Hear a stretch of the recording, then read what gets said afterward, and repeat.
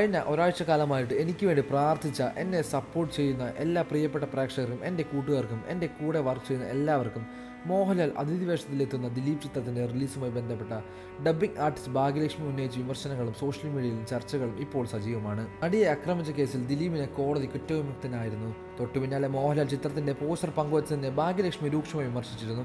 വിധി വന്ന ദിവസം തന്നെ ഇത്തരമൊരു പോസ്റ്റർ താരം പങ്കുവച്ചതായിരുന്നു. അങ്ങനെ അദ്ദേഹത്തിന് ഇത് സാധിച്ചു എന്നും അദ്ദേഹം ഒരു നിമിഷം പോലും ആലോചിച്ചില്ല എന്നുമൊക്കെ ഭാഗ്യലക്ഷ്മി ഉന്നയിച്ച വിമർശനങ്ങൾ ഉൾപ്പെടുന്നു. ഇത് കേവലം സിനിമയുടെ കാര്യമല്ല, ധാർമ്മികതയും പ്രശ്നമാണ്.